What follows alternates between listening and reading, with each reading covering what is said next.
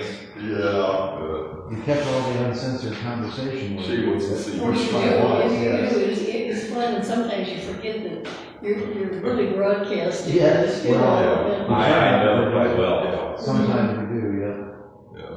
I just am kind of, we had the lady and her son and Phil became pretty good for like 3 or 4 weeks, and then they just kind of disappeared into the ether, so I'm not sure what happened there, so. Yeah, there have been some people that I couldn't place, Oh, and you missed the best one, Dr. Studebaker was here.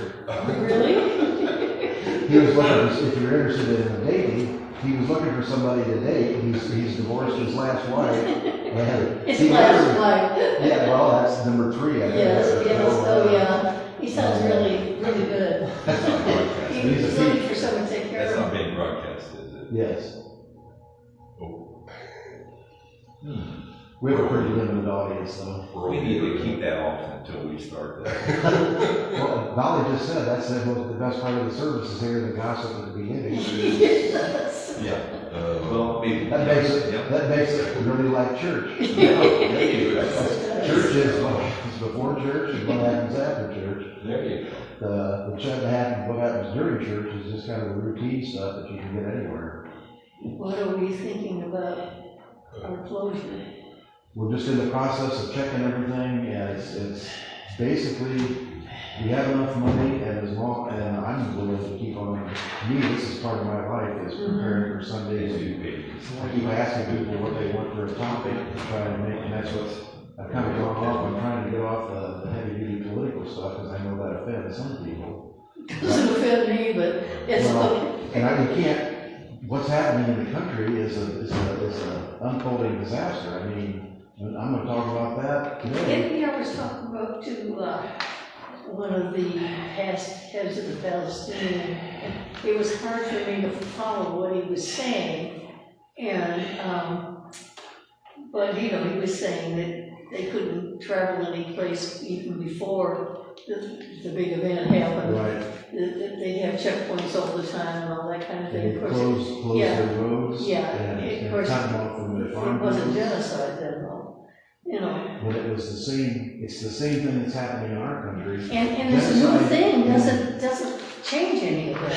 This new thing that but the proposal doesn't have a 2-state solution, and it doesn't have any, it's gonna be terrible. But it does recognize that Palestine needs to be governed by Palestinians, which the Israelis have done. But they didn't want to make it Gaza the Riviera. Well, we'll have to see. And that's if the new agreement said that Israel was supposed to stop bombing Palestine immediately. And that's good. But they haven't done it. Haven't done it. They're still bombing it. Yeah. So it's a question of how much Israel is going to pay attention to it. Well, we'll get a Nobel Peace Prize out of it. Yes. So let's go get started on that. Okay. Welcome to First Universalist of New Madison on this first Sunday in October. Still feels like summer, which is enjoyable, but it is Fish Sunday, and Fish Sunday is becoming more and more important as we go along, as government subsidies for food banks are being cut, and the money that is being supplied to food banks is being cut. So it's kind of up to us as the general population to contribute whenever we can. And the need is still there. It's not going away. Any announcements? Haven't heard from Derek, so I'm not sure what's going on there. They seem to be doing all right over at El Dorado, so we'll try and keep in touch. Service this Sunday is, as you can see, I'm trying to give people a break from the overt pounding on everybody every week about how bad the situation is in the world. We're never going to give up on that, because that is our obligation as a religious community, as a faithful community, is to support people in the world who do not have it as good as we do. So we're going to be talking about neckties, and that just kind of hit me, and I brought one. Nobody wears neckties anymore, and why is that? There's a cultural transition going on, and if you look at the history of neckties, it's kind of interesting. At least it is to me, so I'm going to give you a broad overview of it. And to connect it to religion, we're going to do Colossians 3, chapter 3, verse 12. Therefore, as God's chosen people, holy and dearly beloved, clothe yourselves with compassion, kindness, humility, gentleness, and patience. That's in Colossians chapter 3. All right, our prelude, Embraceable You.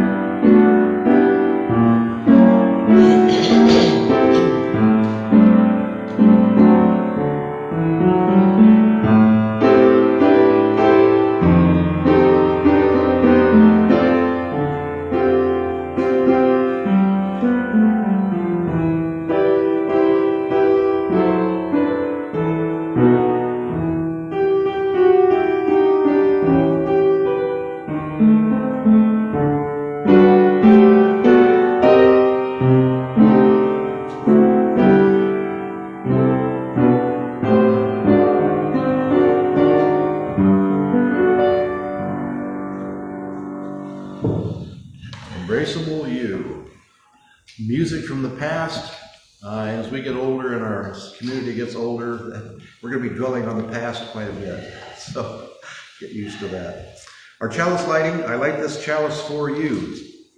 I light this chalice for all times you have lit this chalice. For every time you struck the match or flicked that zapper thing, or empowered a nervous parishioner to do the same. I light this chalice for all that you've done, for all you've fostered and cultivated and nudged, for all you suggested, directed, and maneuvered. I light this chalice for the intensity of your reactions in responding to grace and rejecting mediocrity within the tender balance between tradition and choice. I light this chalice for your being here now, out of calling, out of commitment, out of love. I light this chalice for the time you have spent preaching and hurting and healing. I light this chalice for you. Our opening hymn is 72, Has Summer Come Now Dawning. Yes.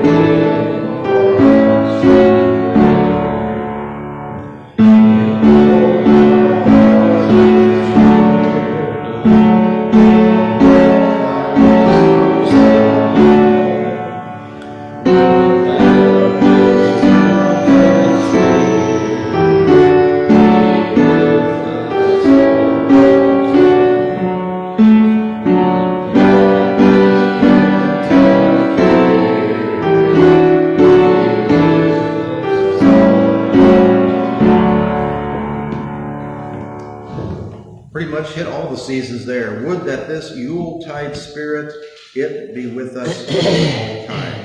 We can definitely go with that. I just was turning off my phone and I ran across, Derek just sent us a text. The El Dorado congregation is wondering if New Madison would like to join us for a joint worship service on the Sunday after Thanksgiving, November 30th. We would love to have you over and host you for a pitch-in lunch. Is that, Mike, does that sound like something we can do? Yeah. Okay, we'll talk about it. Yeah. As far as I know, yes, but we'll see. Okay, our affirmation, it's our old one that I finally ran across so I could redo it. Love is the doctrine of this church. The quest of truth is its sacrament, and service is its prayer. To dwell together in peace, to seek knowledge in freedom, to serve human needs to the end that all souls shall grow into harmony with the divine. That's a hope that we project every week, whether we say it or just act it out. Okay, joys and concerns. Children's story. Oh, no, joys and concerns, we've changed over. Yeah. And I'll keep doing this because the children's story goes right into the sermon and it kind of breaks the flow, so we're changing around. For our absent friends, I can always tell Chaz and Paula were here this week. They picked up, they cleaned the back area there. It's just nice to have them there, and I would hope sometime we could see them again in person. We may have to go over to their house at their home on a Sunday and just give them a surprise birthday party or something. Take them some donuts and coffee and say hi. And we talk about that too, Roberta, to check and see if she's available some Sunday. We'll just go pick her up and take her into Greenville and have a coffee, or even go to the Brethren community room there and have a coffee. And we have plenty of donuts left over. We'll take donuts and donate them to them. All right. And then, of course, everybody else who we've seen and don't see anymore, please let us know if there's anything we can do. Just let us know that you're alive and well and doing well. We're not demanding that you attend. We just want to be able to make contact and continue contact with people. Let's see. Oh, I was going to tell you this. The reason you understand that each one of these has a tie, and ties have been all over our culture, and from the very beginning almost. And these are some of the ways that I found that they went in. But I also have to throw a joke in. What did the hat say to the necktie? You hang around, I'll go on ahead. Okay. So much for that.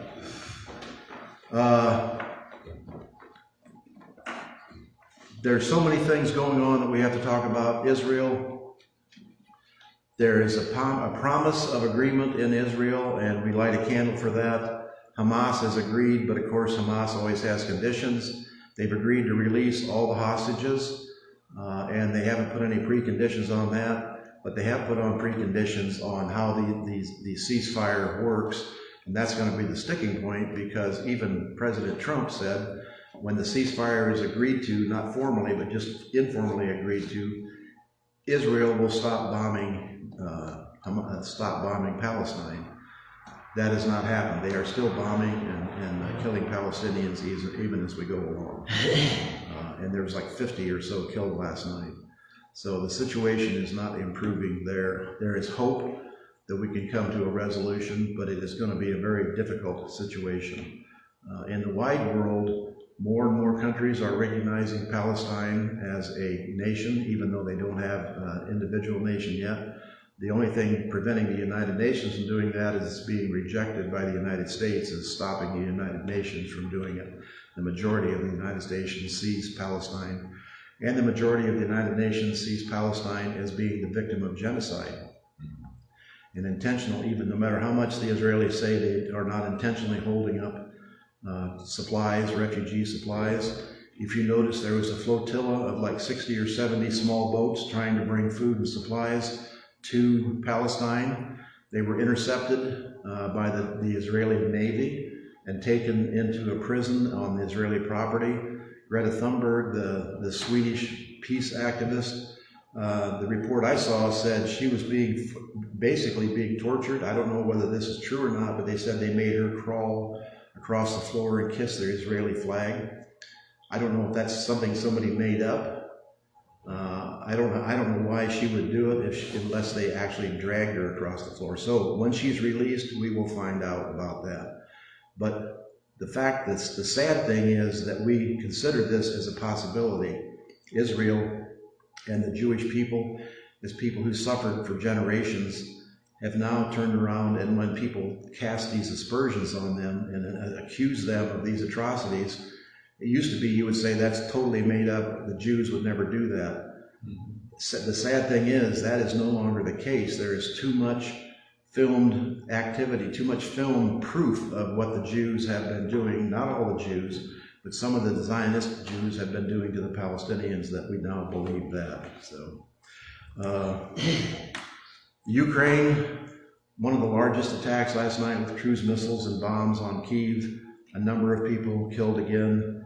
We are not making any progress on this. As we said last week and the week before, the Russian provocations are getting worse. They are sending warplanes over Estonia, warplanes over Sweden and Finland, drones into Poland, 20 drones into Poland, many of which were shot down. Not a peaceful time on our planet. The one that bothers me the most, how many of you saw the pictures of the military rappelling down into the Illinois, basically it's a housing development for poor people. A mass number of ICE agents came in the middle of the night. They rappelled down out of Black Hawk helicopters, just like you would do it in Fallujah or any other foreign country, grabbed people out of their beds with no clothes on, in their night clothes, and some with no clothes on, drug them outside. Over 400 people were arrested and taken away. Children were separated from their parents. They didn't look at anybody's papers or anything else. They just grabbed up people and took them. We're no longer living in the United States of America. We're living in some dystopian foreign country where there's a totalitarian government that it can strike at anybody at any time. They're threatening to send troops to Portland, Oregon. President Trump has been watching videos and saying how terrible the attacks are in Portland and how terrible what's going on. The supposition is they are showing him videos from 3 or 4 years ago when there were riots in Portland, because he's talking about a savage city being occupied by dangerous people. And then they send him videos, the current videos of Portland, with people shopping and riding their bikes and walking around. And he keeps talking about the savage Portland. That's not the reality. But we have found that his reality is different than everybody else's reality. And he is the one that wields the levers of power. And the reality of those who support him so strongly. And so much of this theatrical, dramatic actions by the government are simply for his PR with his base. And I truly think he knows, and everyone else knows, that that's not the way to do it. That's not the criminal activity. You look at the statistics, as you point out, it's simply a matter of public relations using his tremendous power as President of the United States to appeal to his base. And unchecked power. That's the Supreme Court is not, the courts are not able to stop him, slow him down. Congress is completely under his thumb. I showed you last week the picture of Stephen Miller. That's who we're going to be concentrating on a little more. Even Hitler didn't come up with all this stuff on his own. And there is a considerable amount of evidence that President Trump is not quite in control of all of his faculties. He makes mistakes. He confuses times and people and things that are going on. That's what they're showing. Yeah, he's being fed this information, and Stephen Miller, sounding like a German propagandist, word for word, literally. I'm having a suspicion that some of the people around him are the ones who are guiding what is going on. I guess we need to light a candle for any Venezuelan on a small boat in the Caribbean. The 4th boat was just blown up with no proof. All they do is accuse them of being drug runners, but they have no drugs. They don't have any proof that there are drugs on the boat. If you're on a fast boat in the Caribbean, no matter what, you're out there for a pleasure cruise or anything else, you're being accused of being a drug runner. And in the old days, they were intercepted by the Coast Guard or the Navy, boarded, and then arrested if they had drugs, or released if they didn't have any drugs. Now, this is what they call extrajudicial execution. The President of the United States gives the word that you are doing something wrong and can be executed. That is not, there's no due process, there's no justice. What kind of a country are we living in where people can be killed by the government based just on the accusation with no proof and no boundaries on what it is? We are living in scary times. Okay, and I hate to keep doing this, but I've been studying the history of Germany in the 30s. This is the same process went along. Germany didn't start out to be a totalitarian country in 1932. You lose your freedoms incrementally. You all remember Bonhoeffer's quote, when they came for the Jews, when they came for the communists, I didn't say anything. When they came for the labor workers, I didn't say anything. When they came for the Jews, I didn't say anything. When they came for the Catholics, I didn't say anything. When they came for me, there was nobody left to say anything. The Germans are not a bad people, but they were lulled into a sense of security and saying, I don't want to get involved. I don't want to be pointed out. I don't want to have to stand up. If nobody stands up, we lose what America stands for. So we are going to keep talking about this. I know how boring it is and how distasteful it is, but people have to be aware of what's going on. Okay, one final candle for those we've not heard from. Hopefully you are doing well. If there's anything we can do to help, let us know. Anything we can do to support you, let us know.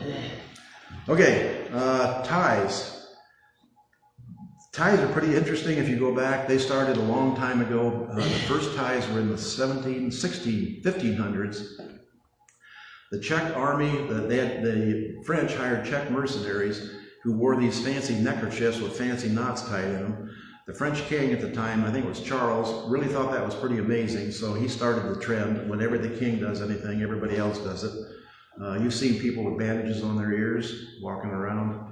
It's like bizarre what people will follow and make into a cult type following. So anyway, everybody was doing what the French king did, and they started wearing things around their neck. They started out with handkerchiefs with weird knots tied in them, and then they just have flowered into all kinds of possibilities. The one thing I pointed out with this one is, what the heck kind of knot is that? That's unusual. Because it looks like a knot that was tied the right way and then turned backwards. Yeah. But ties became a fashion statement and have gone all kinds of directions. We'll talk about the kind of directions they go in. The other one I found interesting is the Western bolo tie.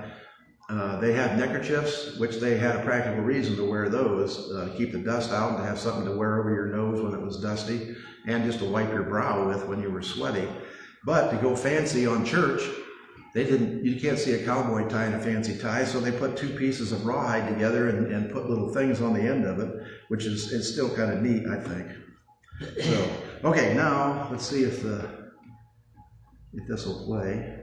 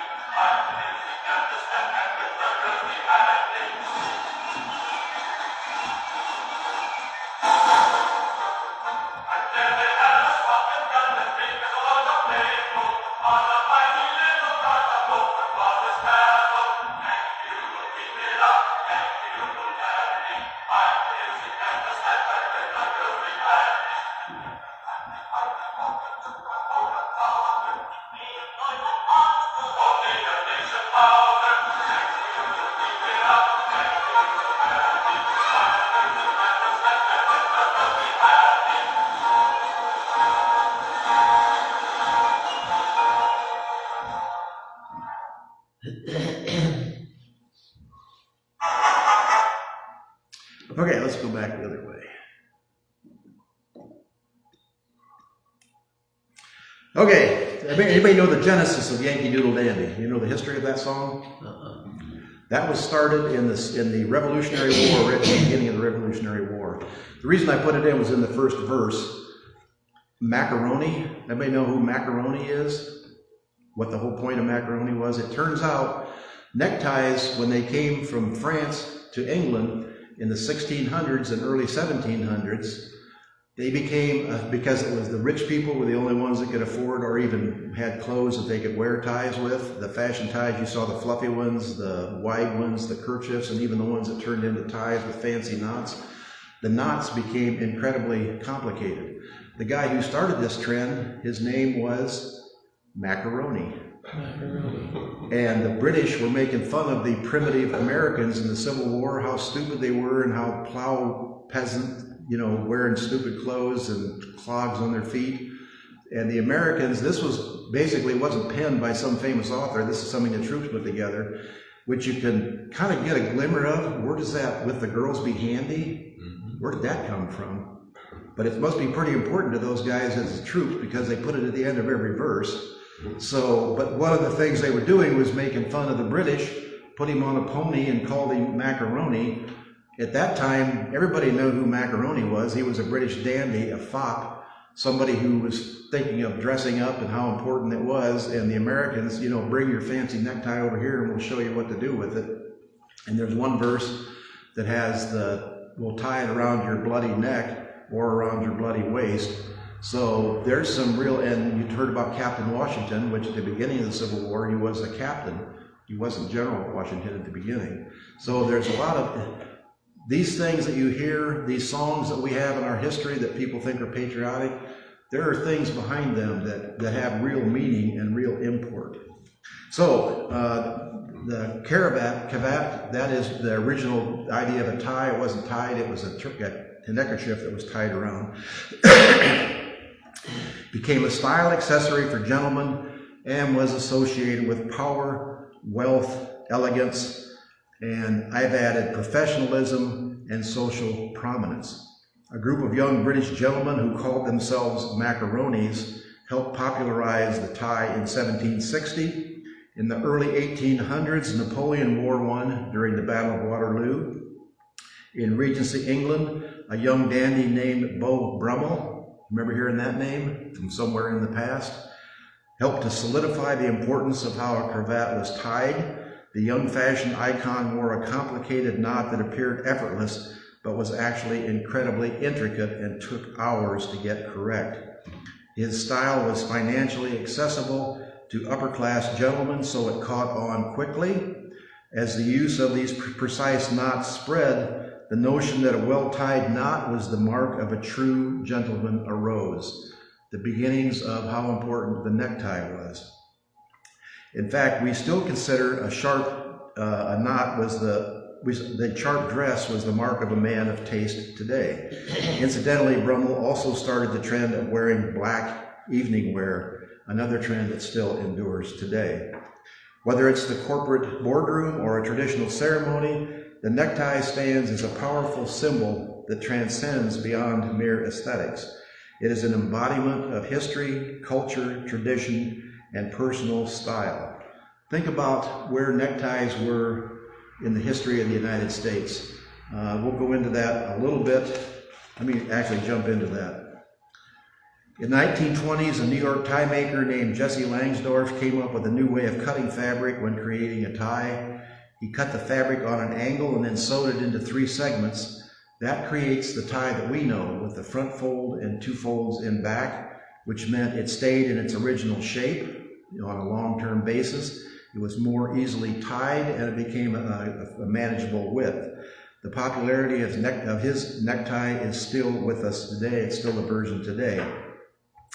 Our connection, I wear a tie to church, this person explained, because men have been wearing a tie to church for so long that it's become expected behavior, at least in any place I've ever lived.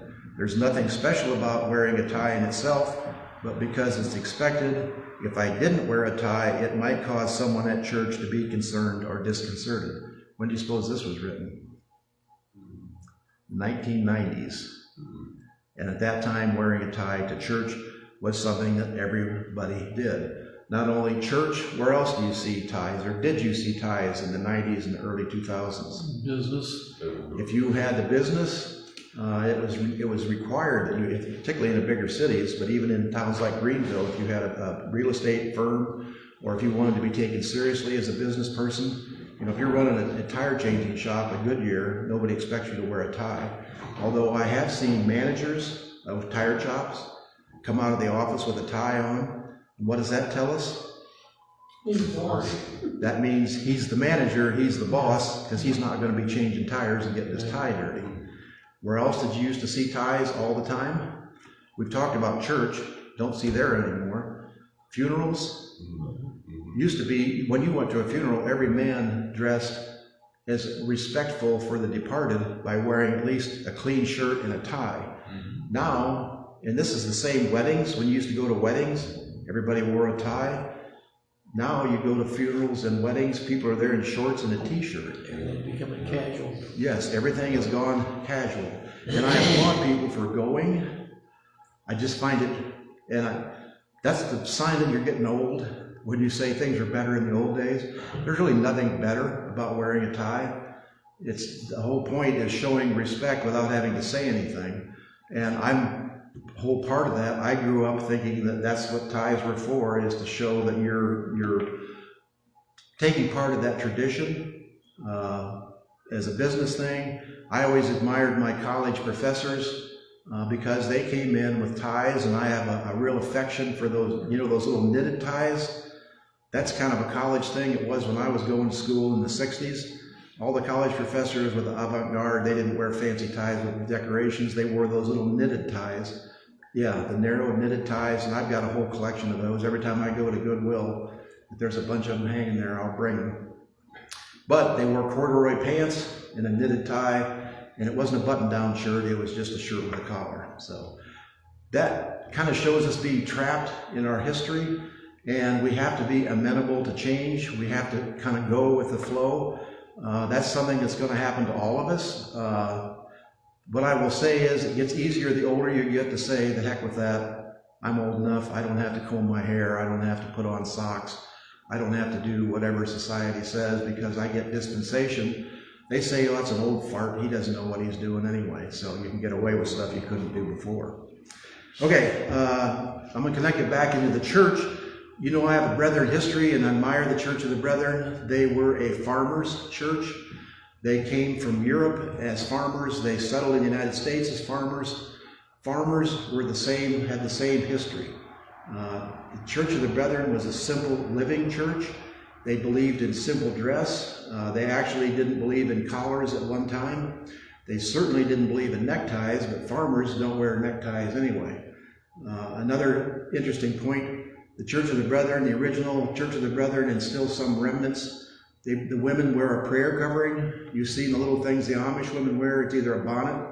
The Brethren prayer covering is a little circle of lace that goes on top of your head. Some Churches of the Brethren still have those. My wife has hers, and she wears it when she goes to the more conservative churches. But the men didn't wear ties because that was considered worldly. When did that change? In the 20s, as the Church of the Brethren adapted to what happened in the modern society, more Church of the Brethren men got jobs in town where they had to wear a tie. So there was a big discussion at the annual conference, are we allowed to wear ties? The Church of the Brethren is one of those churches like the Quakers that says no force in religion. Your church cannot tell you what to do. You have to voluntarily agree, but if you disagree, you're not going to be disfellowshipped or segregated or shunned or anything else. But they did vote at that 1922 or whatever annual conference that it would be allowable to wear ties because so many men were working in town and were required to wear ties. The other thing that is interesting is if you've watched the Amish facial hair, what can you tell me about the Amish facial hair, which was exactly the same for the Brethren at the time? They did not, they had beards, but no mustache. You know why they didn't allow a mustache? Military. at the earlier times, the military didn't allow beards, but they encouraged, you'll see in the 1800s, the Prussians, everybody had these giant mustaches, and mustaches were considered a military, a badge of being military prowess.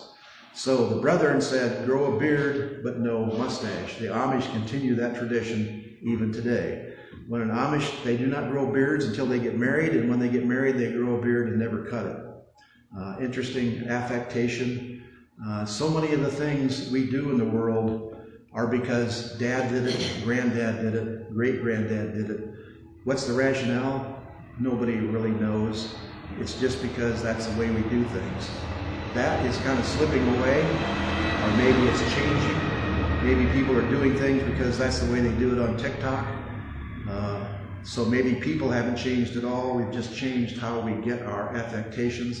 Instead of the neighbors around you, you follow them. Now you follow weird people on your phone and do what they tell you. And I've seen some pretty strange stories of kids committing suicide because somebody on TikTok encouraged them to kill themselves. Can you?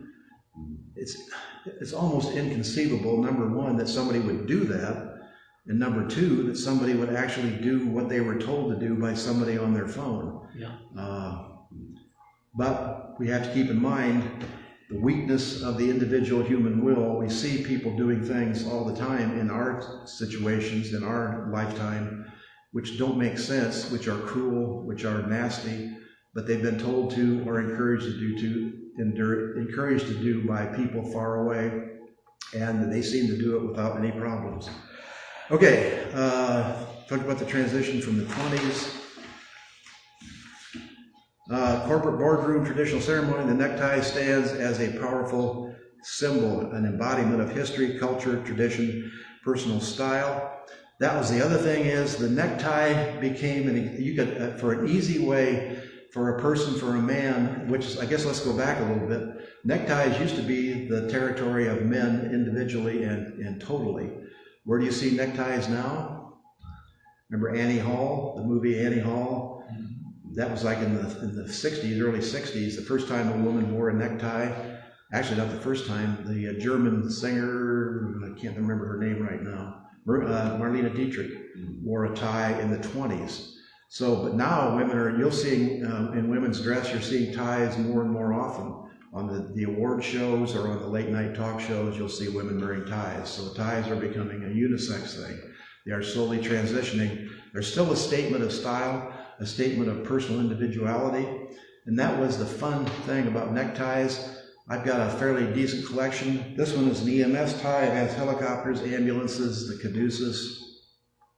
You can get ties. I have ties with cows on them, ties with sheep on them, ties with horses on them. You can get ties with anything. I've got a religious tie with a lion and a lamb lying down together. You can say things to people without actually saying anything. I've got ties that are Democrat ties, which I can't wear when I'm working at the Board of Education or the Board of Elections, when I'm an elections worker, because you can't proselytize while you're working, but you can proselytize when you go to other places. When you go to meetings, people can look at your tie and see your opinions or your ideas without you saying a word. So you can create your own individuality, just colors, patterns, pictures, slogans, all kinds of things. The other interesting thing is, how many of you have paid any attention to the width of ties? Back in the 20s, ties were really short. If you remember pictures from them, why?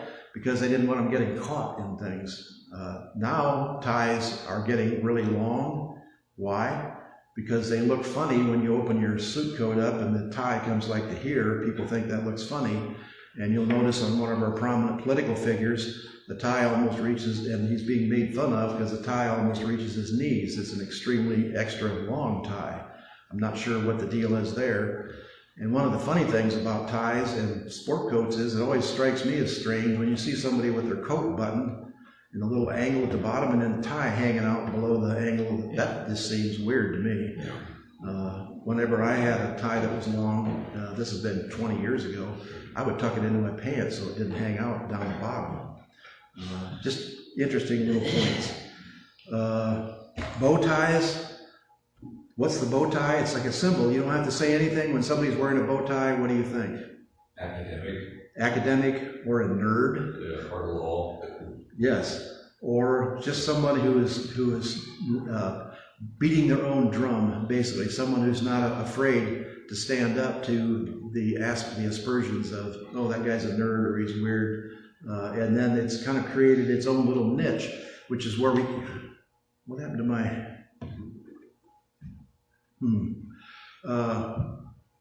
let's go back to Mickey Mouse, the guy from Up. That's the guy in the center is from Up. And then the movie Mary Poppins. Dick Van Dyke. Dick Van Dyke. Dick Van Dyke, yes. Bow ties became essential to who their character was. All you had to do is look at that person before you saw the movie, before you saw anything going on. You had a pretty good idea of who that character was. What is the center one? The center one is the character from Up. Remember the guy who tied all the balloons to his house and floated up in the air and floated down looking for the lost kingdom where his wife had wanted to go. His wife had died, and the little Boy Scout went with him. It's a fun movie. The Boy Scout was trapped on his porch. The Boy Scout was trying to do him a favor, knocking on the porch, and basically his house was condemned by the giant corporation that bought all the ground around him, and they were trying to evict him.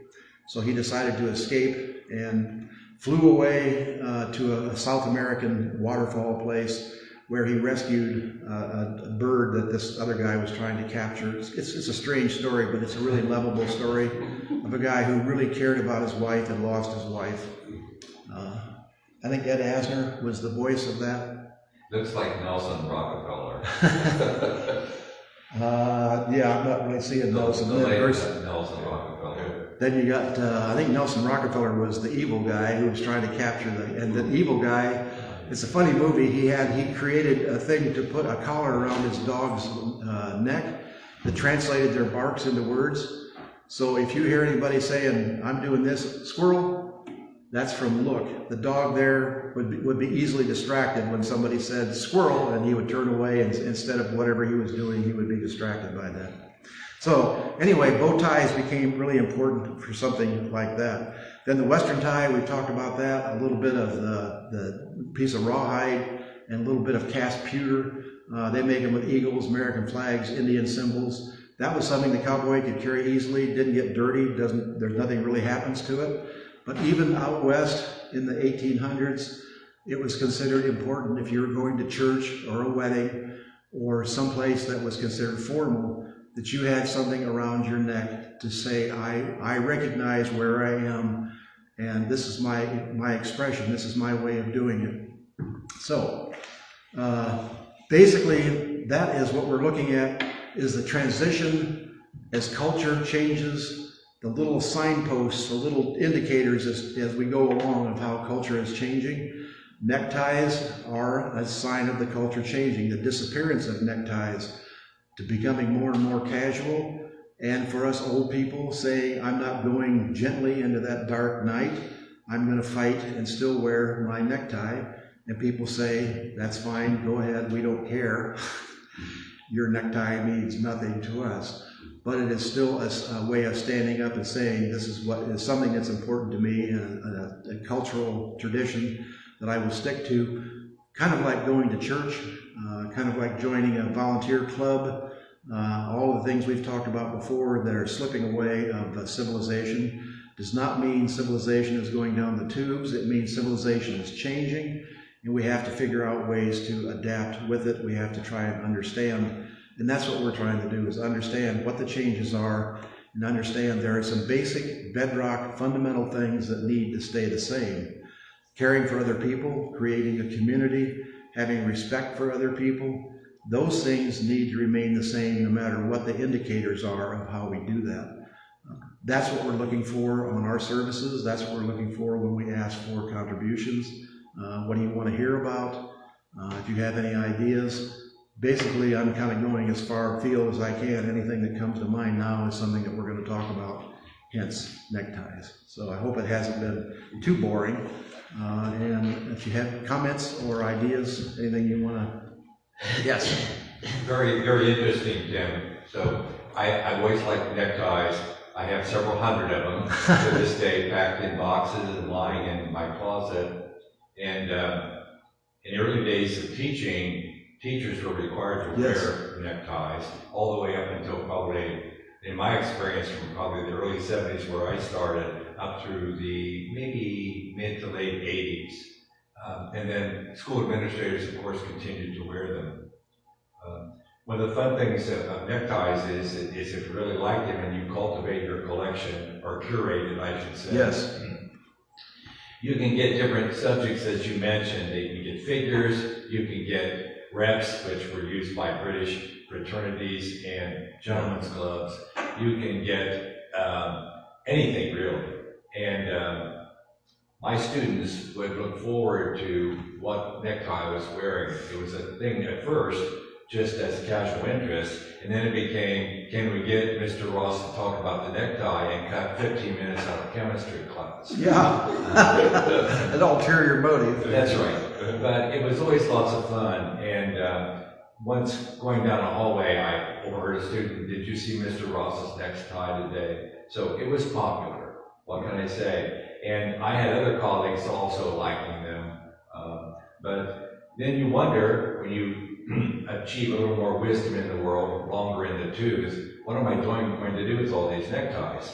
So I saw an article a while back, and I know it's been going on for a while, that one can make quilts out of it. Yes. I'm not a quilter, but it's a great use of fabric because it's lightweight. It, as you say, I believe it's cut on the bias to hold its shape, Yep. and what have you.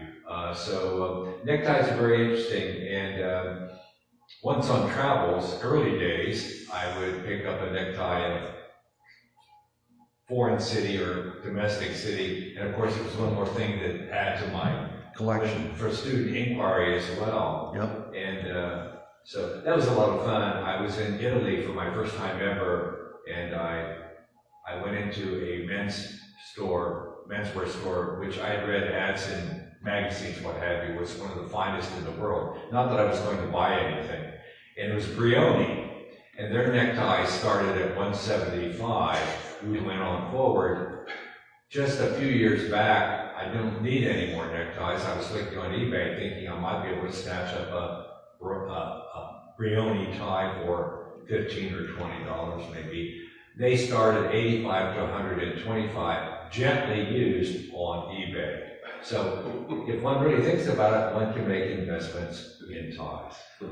I would say keep your eyes open, because if you watch the Antique Roadshow, particularly the ones that are the old repeats, 1970, this is the price, or whatever, 25,000. 1920 or 21, when they repeated the show, price 5,000 or 2,000 or 1,000.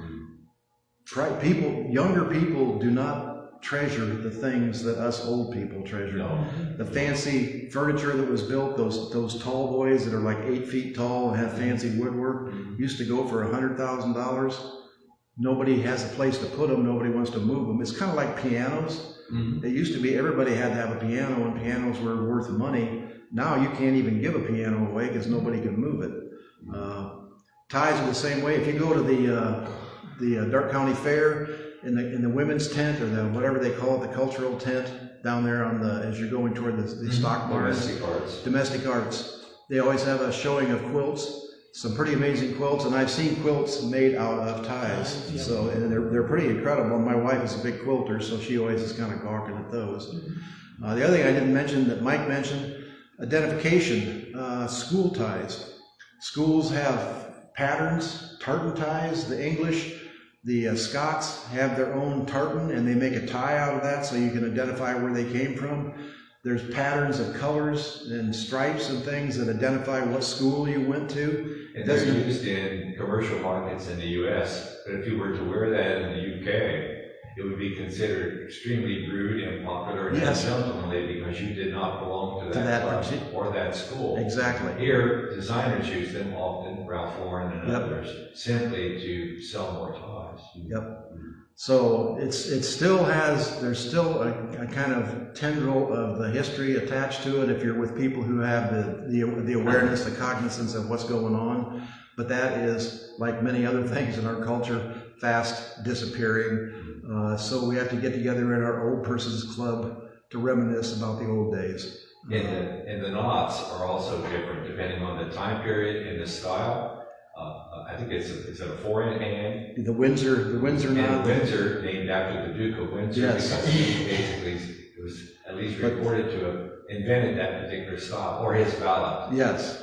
And I used to tie my ties always in the Windsor, but that's double, one over this side, one over that side. It makes a huge knot. And it's way too tight. All you do now is I don't know what the name of it is. You just flip it over once and run it through. It makes a little skinny knot, but it's quick and it's easy, and it's you can tie it without having to get confused.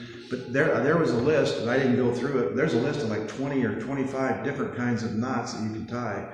Remember I told you about the macaroni crew that had knots that were so intricate it took hours to tie them, and then they would go flash their knots in front of people and strut around like they're little Bantam hens or Bantam roosters about how fancy I am. And think about that when you look at that. And you can see the same thing today with people who wear their red hats or whatever and are so proud of who they are. And it's almost ludicrous. It's sad if it wasn't so prominent and taking such a place in our country. But it's the same thing as the emperor has no clothes. The same thing is going on. If somebody in a prominent place makes something presentable or actionable so other people want to do it, people who want to be attached to that start doing it, just like putting a Band-Aid on your ear, which, has anybody seen a picture of his ear lately? Completely normal. Does anybody know anything about medical, about cartilage? Cartilage does not grow back. And when Towson, or whatever his name, bit the ear off of the other guy, his ear didn't grow back, and pieces of your ear don't grow back. So just another question. Okay. I didn't think I have enough, but then we've run over now, so that's where we are. It's time for the offering. It's fish, so if you have a little bit extra to put in for the Fish Sunday, anybody, I think there's a donation thing on the Facebook page if you want to send money, or you can send it directly to the church if anybody wants to help us. This is not for us. This is for the people in Darke County who are suffering with a food shortage, and it is only going to get worse. The Medicaid cuts are going to be coming shortly, and the food bank cuts have already come. Some pretty amazing stories we're hearing. Food that was loaded up in truck trailers and being sent to the food banks was interrupted, and they took it back and put it in a warehouse and let it rot in the trucks.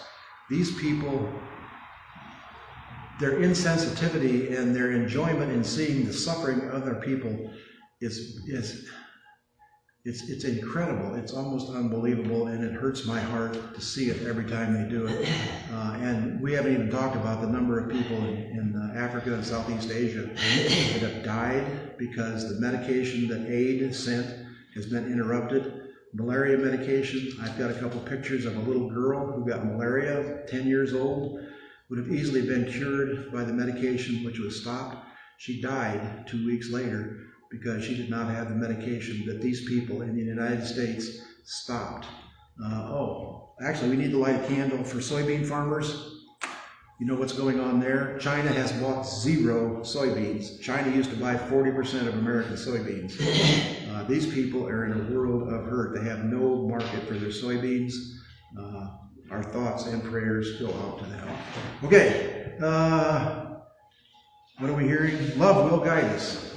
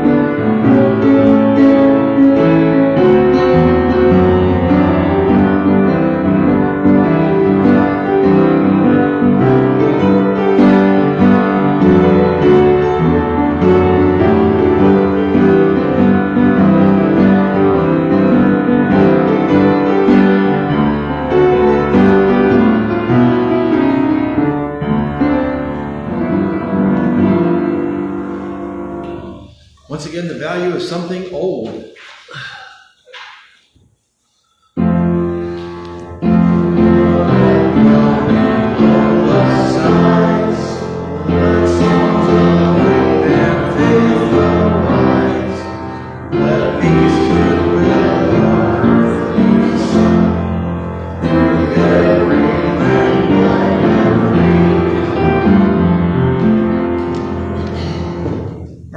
Closing hymn is number 70, Keep High the Farmer's Wintry Hoard.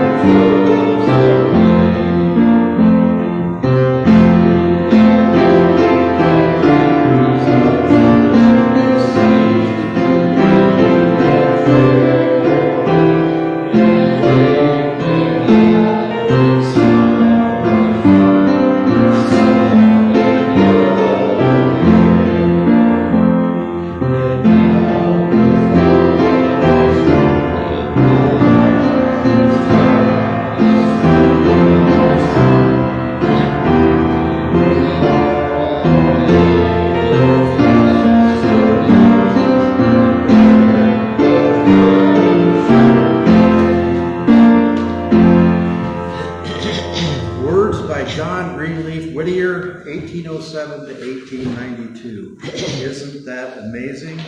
And the words that we now have lost through veils of grass, we know what veils are, and meads of flowers. I'm a little fuzzy on meads of flowers. I'm going to have to look that one up. Okay, extinguishing the chalice. Let our lives be a prayer that waters dry souls, mends broken hearts, refuses to be terrorized, seeks this world's beauty, and carries us through its storms. That's by Joel Miller. We'll discuss whether we want to meet with El Dorado after church for a carry-in. That will be the Sunday after Thanksgiving. And if we decide that we want to participate in that, we'll announce that again. All right, our postlude is Serenade. Oh, actually, this is the picture that I wanted to show you of an unbelievable U.S. military troops dropping by rappel onto a housing block, a big housing block of just homeless people, not homeless, but people who are being helped with their housing, jerked out of bed and dragged out. It's just, the fact that this is happening in America is unbelievable. Okay, our postlude is Serenade, right?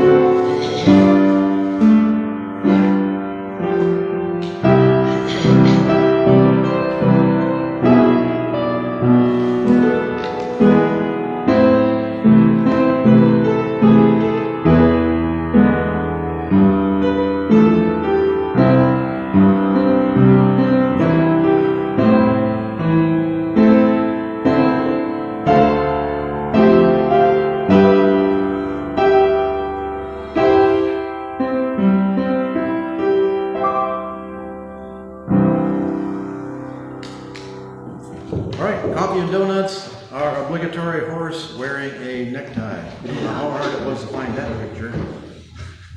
And probably how hard it was to get that horse to wear a hat. So, all right, as usual, we'll leave our final candle lit for all those who are not able to attend, for all those who have problems that we maybe could help. I forgot to mention, I want to thank Paula and Chaz were here during the week and cleaned up. You can always tell when Paula's here because everything is all straightened and put where it should be. The trash is emptied. The trash can is where it should be. And thankfully, I suggested to her and asked her if she could help me change the church sign. Maybe you didn't notice. My wife suggested a new sign for the new slogan, "Humankind be both." So that's going to be on the church sign for a little bit. But Paula changed that for us, which I appreciate. Okay, hopefully to see you or hear from you for the next week.